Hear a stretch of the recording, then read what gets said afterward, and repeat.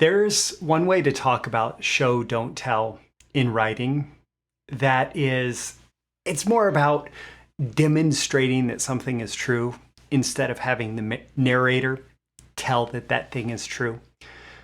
Which, on the narrator side, it might say, he turned into an anxious mess. On the actually demonstration side, you would actually show what would happen to the character in three-dimensional vivid detail as they turned into an anxious mess. Okay, that's not what we're talking about here. We're going to talk about show, don't tell in the context of copywriting, and specifically in the context of visual copywriting. So, first, a little bit of copywriting history lesson. I mean, old school copywriting, that is where so many of us, started our studies, studying these these legends of copywriting. Well, they were dealing with a very different situation.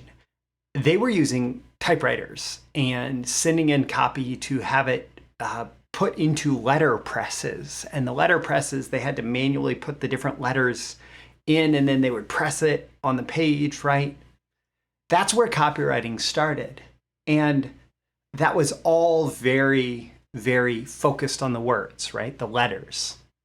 Versus now, we have full multimedia capacity capabilities at our fingertips in an average computer. We have access to crazy tools online that allow us to create graphics, that allow us to use graphics, right?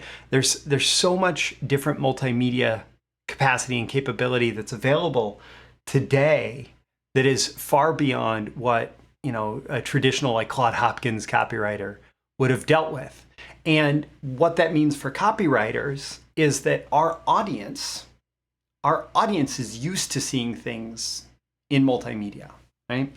And maybe this is actually more like do as I say, not as I do here, because this, relative to what could happen in terms of visuals, my episodes are fairly simple, right?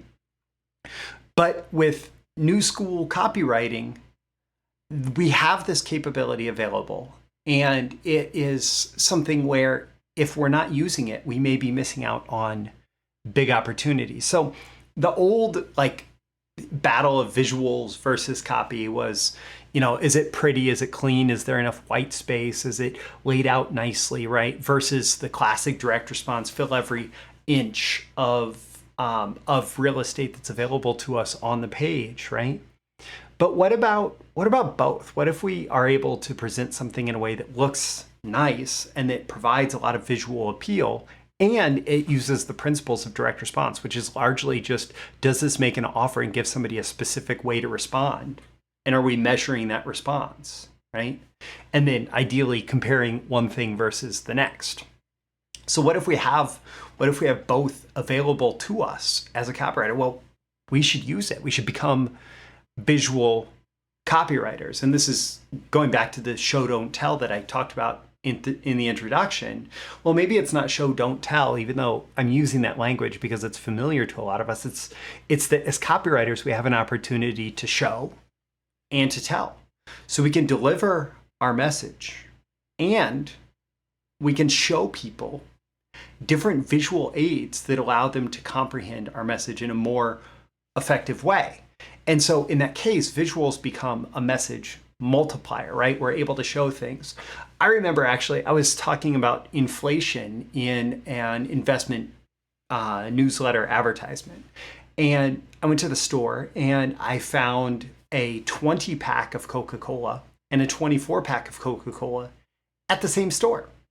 And I set them next to each other, and I took a picture, and I said, and I was able to say in the copy, this is one way that inflation is showing up.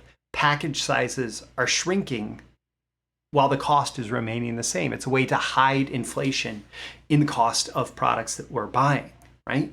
And when you do this effectively, visuals can become your secret weapon as a copywriter to show important aspects of your selling message that you can deliver alongside of or replacing actually telling people parts of the message, right?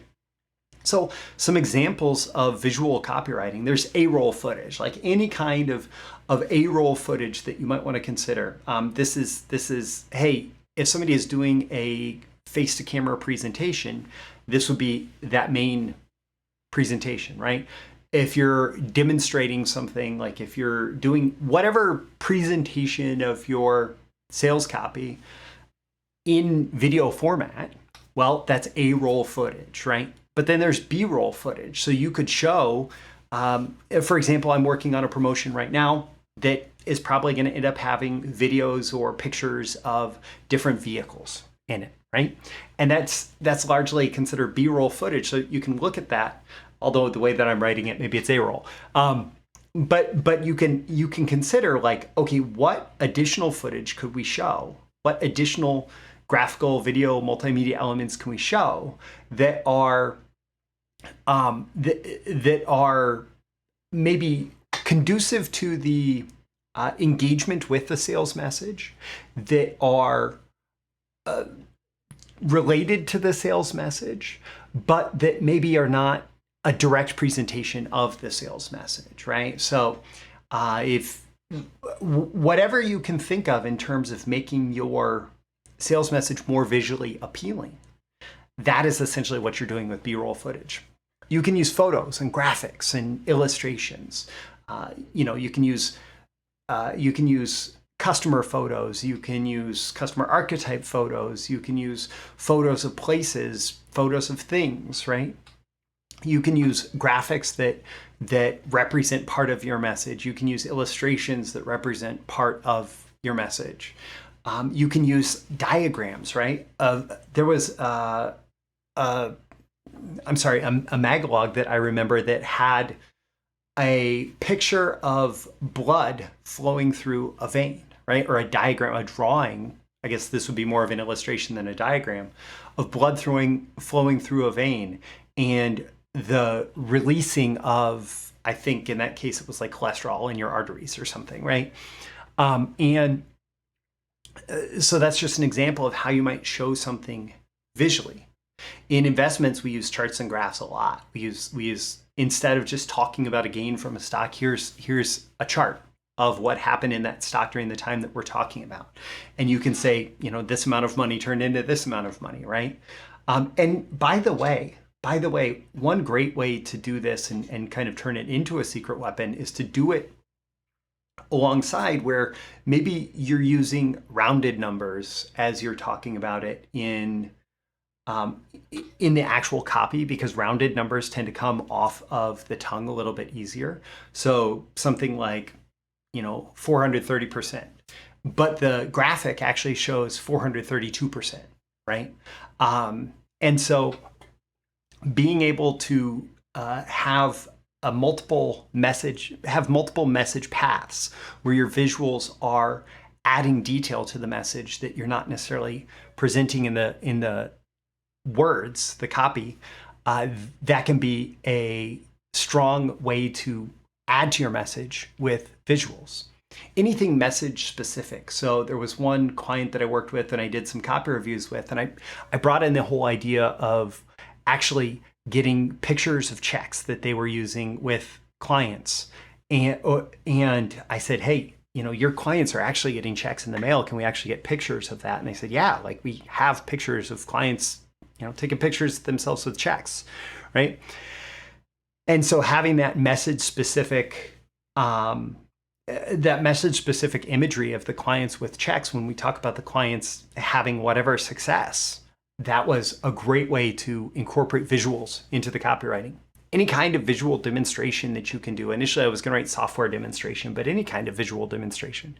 Classic infomercials were all about opening with the demonstration, right? So it wasn't just what the infomercial salesperson was saying, it's what they were showing in front of you, right? And dramatizations, any kind of dramatization of whatever you're talking about here. There's lots of ways, if you think about it, that you can add visuals. And hopefully this is just a creative stimulator more than anything else, that as you are writing copy, as you're coming up with your sales message, you're thinking of ways that you can present things visually in addition to presenting them in the words. Now, what can't you do with visuals? You can't really replace copy with just visuals, right? You have to be able to communicate. Now, the visuals can do a lot of the selling job, right? And in some cases, a picture is worth 1,000 words if it's a really compelling demonstration, right?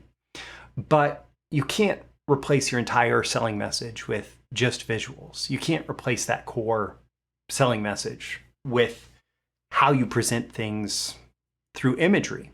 But what you can do is you can make your sales message a lot more efficient and a lot more effective by pairing the appropriate imagery, the appropriate visuals with the appropriate copy. So my call to action for you at the end of this episode, don't forget to like and subscribe so you can get more content like this delivered to you, especially if you're a copywriter involved with the creation of copy in your business. There's a link in the description to subscribe by email as well. Ask yourself, how can you use this? Like, what are you working on right now that could be presented in both a visual way and a way that involves having really effective words, right? How can you use this lesson? And if you want more on how to put together really powerful selling messages, I do have an entire streaming library of copywriting and marketing courses called BTMSinsiders. This is Breakthrough Marketing Secrets. That's BTMS, like Breakthrough Marketing Secrets Insiders. The link is in the description to learn more about that as well. I'm Furr, and I will catch you again in the next episode. See you soon. Thank you once again for tuning in to this daily episode of Breakthrough Marketing Secrets. Remember, check out the links with this episode for even more value. Now make sure you like, comment, share, subscribe, and engage in every way you can to keep this show going and growing and delivering daily value to you. I'll catch you soon for your next big breakthrough.